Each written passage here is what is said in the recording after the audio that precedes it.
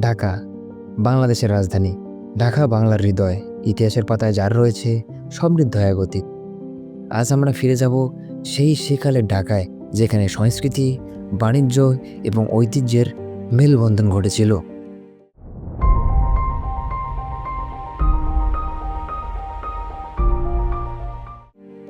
17 শতকে মুঘল শাসনামলে ঢাকা ছিল সুবা বাংলার রাজধানী।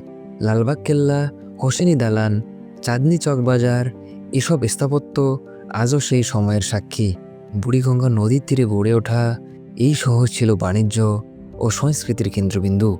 মুঘল শাসনামলে ঢাকা সব কিছুর কেন্দ্রবিন্দু হলেও ব্রিটিশ শাসনামলে ঢাকার গুরুত্ব কিছুটা কমে যায়। তবে শহরে আসে নতুন পরিবর্তন, স্থায়ী হয় রেল স্টেশন, স্টিমার ঘাট এবং ইউরোপীয় স্থাপত্যের ছোঁয়া লাগে নগরীতে। চিরস্থায়ী বন্দোবস্তের ফলে ঢাকায় এক নব্য ধনিক শ্রেণীর উদ্ভব ঘটে, যা বাবু সংস্কৃতি নামে পরিচিত।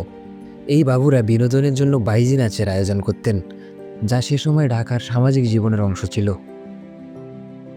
ঢাকার শাঁখারি বাজার ছিল শাঁখার নির্মাণের জন্য বিখ্যাত। পটুয়াখালী ছিল মৃৎশিল্পের কেন্দ্র। এছাড়া তাঁতিদের হাতে বোনা মসলিন শাড়ি ছিল বিশ্ববিখ্যাত, যা ঢাকার ঐতিহ্যের অংশ। সময়ের সাথে সাথে ঢাকা বদলে গেছে। প্রাচীন সেই নগরী আজ পরিণত হয়েছে আধুনিক মহানগরে। তবে ইতিহাসের সেই সেকাল আজও ঢাকার অলিগলিতে, স্থাপত্যে এবং মানুষের জীবনে প্রতিফলিত হয়। সেকালের ঢাকা আমাদের ঐতিহ্যের প্রতিচ্ছবি। এই ইতিহাস আমাদের গর্বিত করে, প্রেরণা যোগায় আগামীর পথে চলতে। এতক্ষণ ধরে আমাদের সাথে থাকার জন্য আপনাকে ধন্যবাদ।